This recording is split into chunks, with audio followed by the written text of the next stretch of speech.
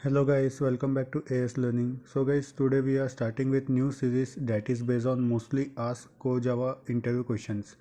So we have already covered different playlists like Java interview question playlist, SQL interview question playlist. Then we have real-time real-time interview experience with different companies, and we have also playlist based on Spring Boot and REST API application. So you can go through it. I will provide a link in description. So now let's start with this playlist. First question which is mostly asked in any core Java interview question is explain internal working of HashMap. So this is I think one of the favorite or mostly asked question based on core Java, and we have already covered the video on this as this is most asked. So you can see the thumbnail right now in video, and I will also provide the link in description. But in short, if you want me to explain what is the internal working of HashMap or how HashMap works internally, so HashMap actually decide the bucket location, that is index location, based on the hash code value, and it inserts or put that key value pair or object at that particular index location. And suppose after if you are inserting any other record, other key value pair, and again hash code equals to that same bucket location, then at that time it will first check with the equals method that if same object same key is present or not. If it is present, then it will just replace, or if it is not present and the bucket location is also same, then it will just store that node, that object in the node manner, that is we have in linked list. So this is just overview. You can go through that video link. I have explained all things in detail. Next question is also based on internal working, but that is now hash set. So hash set also actually use internally HashMap only.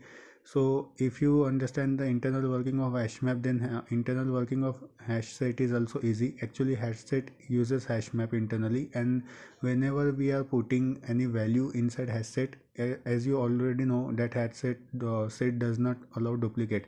So consider there are two records and I am putting that element hs, where hs is object of hash set. Hs dot put string a. So when I will put this string a, it will just first check inside the map, that is internal map, whether the key with a is present or not.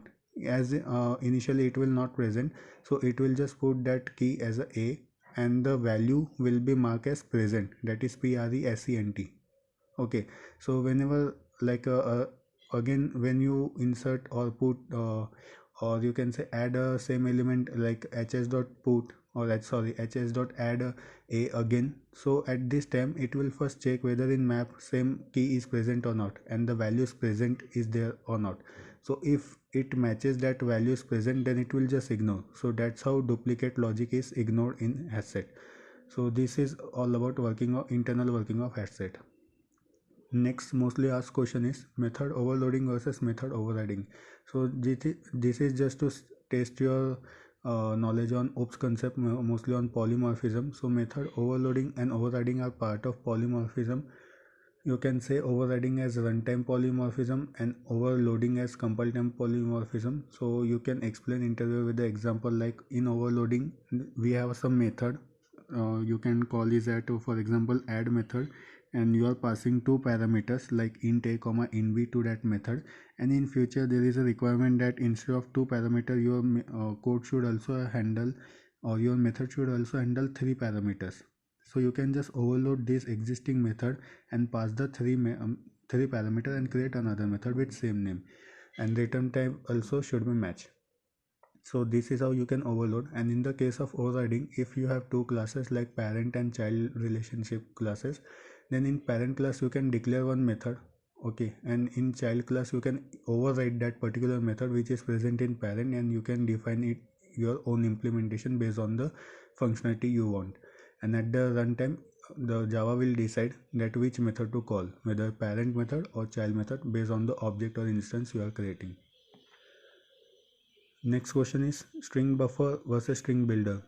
So string buffer actually is thread safe and synchronized, and whenever you know that whatever it is thread safe or synchronous, it will always be slow in performance. So as a string buffer is thread safe, it is slower than string builder, and builder is not synchronized, that is multiple threads. It is not suitable for multi-threading application, but string buffer you can go with multi-threaded application. So these are the major difference, like string buffer is synchronized, thread safe, and slow in performance than string builder. Same question is based on the same nature, like a hash table versus hash map, and in that case also you have one difference, that hash table is synchronized while hash map is not. You can though you can make hash map as synchronized using synchronized map method, but by default hash map is not synchronized, and as hash table is synchronized, as I told earlier, it is slower in performance than hash map. That's why we usually prefer hash map over the performance issue. And you can also put out the point in the difference, like hash table doesn't allow any null or key or null value, and in hash map you can have one null key but multiple null value. So these were the mostly major difference between hash table and hash map. Next question is also based on difference only, that is what is difference between array list and linked list and when to use both. So array list internal data structure is array, and while linked list supports internal data structure as double linked list. As linked list maintains the node like structure, it consumes much or more space than array list. So if you have a issue with space related issue with your application, then go with array list in that case, because linked list will consume more space or more memory in your application. And if the frequent operation is between searching or you can say traversing, then go with array list. And if the frequent operation is for modification, that is inserting or deleting element, then go with linked list. Next question is why string is immutable in Java. So string is one of the mostly used thing in Java, which I have also used in my current project. So string is immutable because of certain reason, that is first is caching, second is security, and you can list n number of reasons, but most importantly is because of security and caching only. So whenever you want to save password or some sensitive information, you can go with string, as it because of its immutable nature, there is a very less or no risk of getting a password or sensitive information leaked. So string is immutable because once we declare that string, it will just store that particular value in string pool, and on the another time when you are creating reference of string with same content, then it will just point to that already created string pool reference. So in that case it will save your heap memory area also, and it cannot be changed, means because of immutability nature. So just go through it once Google and read it in depth, what is string pool, heap memory, and why string is immutable, so you will get better idea. Next question is based on difference between double equal to and equals. So this is simple question. Double equal to will check your object in the terms of memory comparison, while equals method will check your object or compare your object based on the content you are writing. So this was the simple question. Next is what is marker interface. So marker interface is nothing but like interface which have nothing in it. It is just an empty interface, but these are just to inform or convey JVM that whatever the means interface we are declaring, it should implement in that behavior or that way. For example, we have serializable clonable interface, so they are nothing but marker interface. They don't contain anything inside it, but whenever you mark or use serializable or clonable interface, JVM get to know that okay, we need to serialize something or we need to clone something. So this is just to indicate or indication for JVM to like let it know what should be done based on the marker interface definition. Next last question in this particular part or set is what is collection hierarchy, or how you can describe collection hierarchy in Java. So collection hierarchy start with iterable interface, then we have collection interface, and under that collection interface we have list, queue, and set interface. And inside list you can have array list, linked list, and vector.